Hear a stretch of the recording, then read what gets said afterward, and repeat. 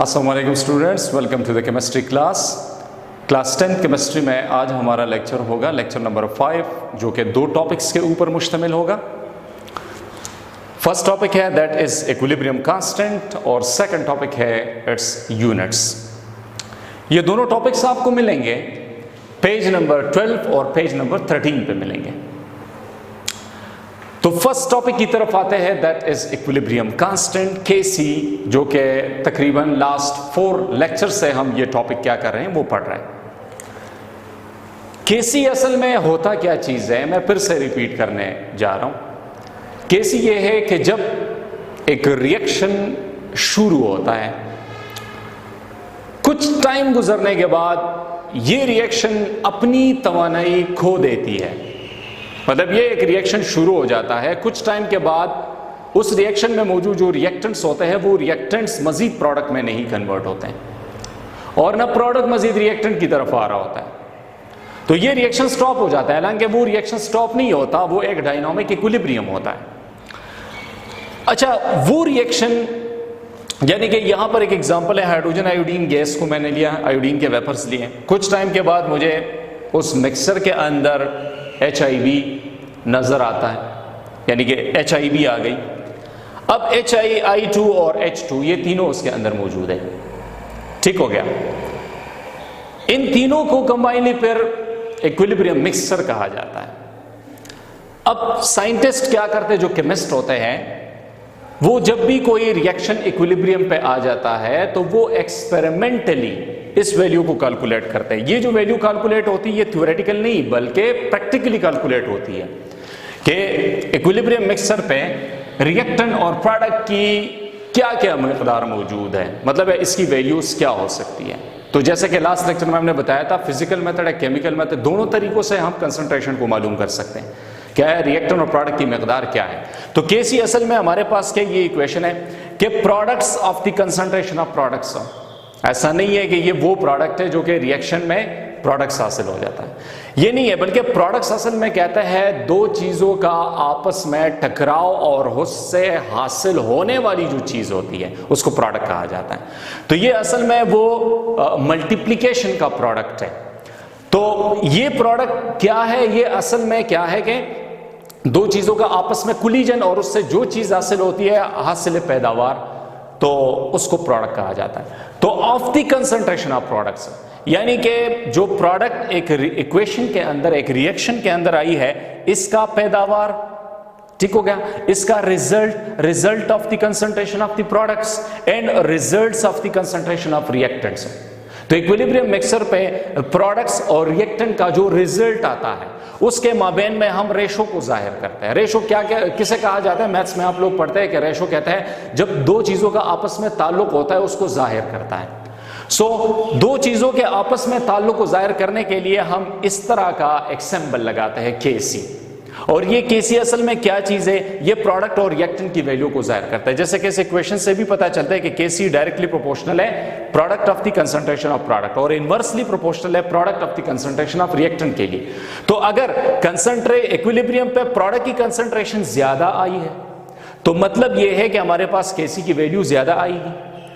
अगर प्रोडक्ट की concentration equilibrium mixture में कम आई है तो फिर Kc की वैल्यू भी कम आएगी। जैसे कि मैं आपको एक एग्जांपल दूं, हमारे पास अगर रिएक्टेंट की प्रोडक्ट की वैल्यू 8 है और रिएक्टेंट की वैल्यू 4 है तो जाहिर बात है इससे जवाब 2 आएगा। अगर हम ये कहें कि प्रोडक्ट की वैल्यू 4 है और रिएक्टेंट की वैल्यू क्या है, वो है 8 है, तो 4 1 4 2 1 2, तो इससे तकरीबन 0.5 आता है। तो Kc की वैल्यू तब कम आती है जब प्रोडक्ट की मकदार इक्विलिब्रियम मिक्सचर पे कम होती है, और प्रोडक्ट की मकदार अगर इक्विलिब्रियम मिक्सचर में ज्यादा है तो फिर Kc की वैल्यू भी ज्यादा आएगी। तो ये बात भी आपने नोट करनी है कि इस वैल्यू को, Kc की वैल्यू को हासिल करने के लिए हम एक एक्सपेरिमेंट करवाते हैं और फिर जब हम इसकी एक्सप्रेशन जाहिर करते हैं, इस फार्मूले को हम लिखते हैं, तो उसमें क्या करते हैं कि प्रोडक्ट को हम न्यूमरेटर में लिखते हैं और रिएक्टेंट्स को हम डिनोमिनेटर में लेते हैं या फिर लिखते हैं।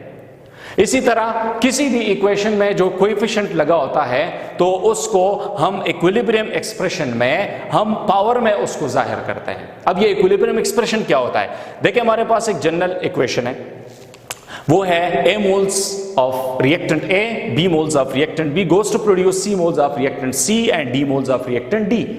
फ्रंट में रेड साइन पे, रेड कलर में जितनी चीजें मैंने लिखी है, जो लेटर्स मैंने मेंशन की है, ये असल में इन रिएक्टेंट्स या प्रोडक्ट्स का क्या है, वो कोएफिशिएंट है। इसको हम इस एक्सप्रेशन में पावर में हम लेंगे। अब ये पावर में क्यों लेते हैं, तो ये बेसिकली जिस साइंटिस्ट, जिस केमिस्ट ने इसके ऊपर काम किया है, तो ये असल में एक रूल्स होते हैं, एक उसूल होते हैं जो कि उसने ये डिराइव किए हैं। ठीक हो गया। तो इसको नोट करना है कि जब भी कोई क्वेश्चन इस टाइप का आता है कि write down the equilibrium constant expression for the given equation और रिएक्शन, तो उसके लिए सबसे इंपॉर्टेंट बात क्या होनी चाहिए कि आपके पास एक इक्वेशन बैलेंस्ड हो। अगर रिएक्शन बैलेंस ना हो तो आप Kc की वैल्यू नहीं निकाल सकते। अगर रिएक्शन बैलेंस ना हो तो आप Kc की एक्सप्रेशन को जाहिर नहीं कर सकते। तो Kc की एक्सप्रेशन को जाहिर करने के लिए सबसे अहम बात क्या है कि आपके पास इक्वेशन बैलेंस होना चाहिए। तो अगर इसको देखा जाए, मैंने यहां पर Kc को जाहिर किया है, प्रोडक्ट्स की वैल्यूज को मैंने न्यूमरेटर में लिखा है और रिएक्टेंट्स की वैल्यूज को मैंने डिनोमिनेटर में लिखा है। और इस ब्रैकेट से मुराद यह है कि यह ब्रैकेट हमें कंसंट्रेशन शो करता है, यानी कि इसके यूनिट्स हम लिखते हैं, जो मोलैरिटी का यूनिट होता है मोल्स पर डीएम क्यूब, तो असल में ये ब्रैकेट हमें मोल्स पर डीएम क्यूब जाहिर करता है। तो concentration of C to the power C, concentration of D to the power D, इसी तरह concentration of A to the power N, concentration of B to the power B। तो ये जितने भी पावर्स आपको नजर आ रहे हैं, ये पावर्स असल में नंबर ऑफ मोल्स हैं, और नंबर ऑफ मोल्स को हम इक्वेशन में रिएक्टेंट या प्रोडक्ट के फ्रंट में हम लिखते हैं। तो यही फ्रंट वाली चीज को हम ऊपर क्या है, पावर में ही जाहिर करते हैं। तो Kc में इस C स्क्रिप्ट से मुराद यह है concentration at equilibrium that is constant. तो इक्विलिब्रियम कांस्टेंट एक्सप्रेशन को जाहिर करने के लिए आपने क्या करना है, प्रोडक्ट्स को न्यूमरेटर में लिखना है और रिएक्टेंट्स को आपने डिनोमिनेटर में लिखना है, और इक्वेशन में जो फ्रंट में नंबर्स लिखे होते हैं उसको आपने पावर में कन्वर्ट करना है। यह था हमारे पास इक्विलिब्रियम कांस्टेंट Kc। आते हैं सेकंड टॉपिक की तरफ, that is equilibrium constant units. Unit एक इंपॉर्टेंट चीज होती है। किसी भी एग्जाम में जब आप इस टाइप के न्यूमेरिकल्स लिखते हैं, तो न्यूमेरिकल्स के लास्ट में जो वैल्यूज लिखते हैं, वैल्यूज के साथ यूनिट का होना लाजमी होता है। अगर आप यूनिट नहीं लिखेंगे तो जाहिरी बात है आपसे मार्क्स काटे जाएंगे।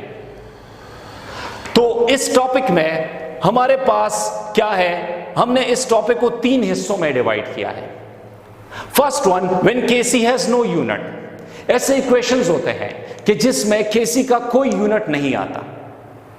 Second, when Kc has unit, जब Kc का यूनिट होता है, यह तब होता है जब आपके पास number of moles of product ज्यादा हो और number of moles of reactant कम हो। थर्ड वन, Kc का क्या है, वो यूनिट होता है जब रिएक्टेंट की वैल्यू ज्यादा हो और प्रोडक्ट में नंबर ऑफ मोल्स कम होते हैं। तो फर्स्ट वन की तरफ आते हैं, when Kc has no unit. Kc का जब यूनिट नहीं होता तो मतलब यह है कि रिएक्टेंट में नंबर ऑफ मोल्स वो प्रोडक्ट में नंबर ऑफ मोल्स के बराबर होते हैं। जैसे कि हमारे पास ये एक इक्वेशन है कि हाइड्रोजन गैस का जब हम रिएक्शन करवाते हैं बंद कंटेनर में आयोडीन वेपर्स के साथ, तो कुछ टाइम गुजरने के बाद हमें hydroiodic acid vapours form में मिलते हैं। अब इसमें देखें, इसके फ्रंट में 1 साइन लगा है। यह बात आप लोगों ने नोट करनी है कि बाद में, यानी कि किसी भी सिंबल के एंड में जो भी नंबर दिए जाते हैं उसको आपने पावर में जाहिर नहीं करना, बल्कि पावर में आपने वो चीज जाहिर करनी है जो किसी भी रिएक्टेंट या प्रोडक्ट के फ्रंट में होते हैं। जैसे कि हाइड्रोजन के फ्रंट में जाहिरी बात है कि इसमें 1 होता है और इसमें भी 1 होता है, तो 2 नंबर ऑफ मोल्स रिएक्टेंट में है और इसके फ्रंट में 2 लगा है, 2 प्रोडक्ट में है। अब Kc का जो एक्सप्रेशन, इस इक्वेशन के लिए Kc यानी कि इक्विलिब्रियम कांस्टेंट एक्सप्रेशन को जाहिर करने के लिए हम प्रोडक्ट को ऊपर लिखते हैं, रिएक्टेंट को हम नीचे लिखते हैं। और जो नंबर ऑफ मोल्स होते हैं उसको हम पावर में कन्वर्ट करते हैं। जैसे कि हाइड्रोआयोडिक एसिड है, तो इसको मैंने स्क्वायर ब्रैकेट में बंद किया और इसके टॉप पे मैंने 2 जाहिर किया क्योंकि 2 इसके फ्रंट में लगा है। इसी तरह प्रोडक्ट रिएक्टेंट को देखा जाए तो इसके फ्रंट में 1 को हम जाहिर नहीं करते, तो जाहिर ही बात है अगर हम इसका यूनिट जाहिर करते हैं तो इस स्क्वायर ब्रैकेट से मुराद ये है मोल्स पर डीएम क्यूब होता है।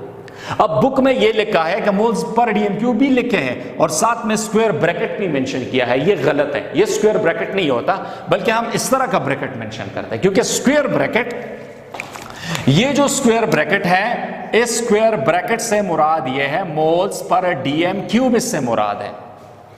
तो अगर आपने स्क्वायर ब्रैकेट भी लिखा और इसके अंदर आपने मोल्स पर डीएम क्यूब भी जाहिर किया तो ये गलत है। सही तरीका यह है कि आप इस तरह का ब्रैकेट लिखेंगे। तो एक स्क्वायर ब्रैकेट से मोल्स पर डीएम क्यूब आप कितने हैं, 2 है, तो यहां पर आप लिखें मोल्स पर डीएम क्यूब स्क्वायर लिखें, नीचे भी मोल्स पर डीएम क्यूब है, तो एक मोल्स पर डीएम क्यूब इसके साथ काटें, एक रह जाता है और जो रह गया वो इसके साथ आप काट दें, तो हमारे पास क्या है, केसी हैज नो यूनिट। केसी का यूनिट तब नहीं आता जब हमारे पास क्या हो, number of moles of reactant number of moles of product के बराबर हो। Second one, when KC is unit, ये उस सूरत में होता है जब रिएक्टेंट के नंबर ऑफ मोल ज्यादा हो या कम हो, या फिर प्रोडक्ट के नंबर ऑफ मोल अब ज्यादा हो या फिर कम हो। जैसे कि number of mole of product ज्यादा है, number of moles of reactant कम है, तो इसके लिए एक इक्वेशन है N2O4 नाइट्रोजन टेट्रा ऑक्साइड है। ये हमें इक्विलिब्रियम पे नाइट्रोजन डाइऑक्साइड देता है। अब रिएक्शन इस सूरत हाल में हमारे पास बैलेंस है, क्योंकि यहां पर 2 नाइट्रोजन, प्रोडक्ट में भी 2 नाइट्रोजन, 4 ऑक्सीजन, 2 2 4 ऑक्सीजन ये हो गए, ये इक्वेशन भी बैलेंस है। इस इक्वेशन के लिए इक्विलिब्रियम कांस्टेंट एक्सप्रेशन हम कुछ इस तरह लिखते हैं, Kc is equal to product concentration divided by reactant concentration. तो इसके फ्रंट में 2 लगा है, इस पूरे प्रोडक्ट को उठाएं और स्क्वायर ब्रैकेट्स के ऊपर 2 लिख के, इसके फ्रंट में 1 लिखा है, मैंने सिर्फ 1 को जाहिर किया है। तो आप इसका यूनिट्स लिखें, मोल्स पर डीएम क्यूब है, स्क्वायर है, मोल्स पर डीएम क्यूब है, एक इसके साथ क्या हो जाएगा, काट दिया जाएगा, तो हमारे पास सिर्फ और सिर्फ रह जाएगा मोल्स पर DM cube unit. Third number में यह है कि केसी का यूनिट तब होता है जब रिएक्टेंट के नंबर ऑफ मोल्स ज्यादा हो प्रोडक्ट के नंबर ऑफ मोल्स से। जैसे कि इस इक्वेशन को अगर देखा जाए तो इसमें मैंने ये एक इक्वेशन लिया है, nitrogen gas react with hydrogen gas in a reversible type of reaction and goes to produce ammonia molecule. तो आप देखें यहां पर क्या है, 3 है और यहां पर 1 है, तो इसका मतलब ये 4 मोल्स जो है वो रिएक्टेंट में है, ठीक हो गया, और यहां पर 2 मोल्स क्या है, वो है प्रोडक्ट में होते हैं। इस इक्वेशन का इक्विलिब्रियम कांस्टेंट एक्सप्रेशन जाहिर करने के लिए हम कुछ इस तरह की चेंजेस लाते हैं, एमोनिया को न्यूमरेटर और रिएक्टेंट को डिनोमिनेटर में लिखते हैं। प्रोडक्ट में एमोनिया के सामने वो 2 लगा है, उसको पावर में कन्वर्ट करें। रिएक्टेंट में हाइड्रोजन के सामने 3 लगा है, 3 को आप पावर में कन्वर्ट करें, तो आप इस यूनिट को लिखें, मोल्स पर डीएम क्यूब स्क्वायर है, मोल्स पर डीएम क्यूब, मोल्स पर डीएम क्यूब क्यूब आता है।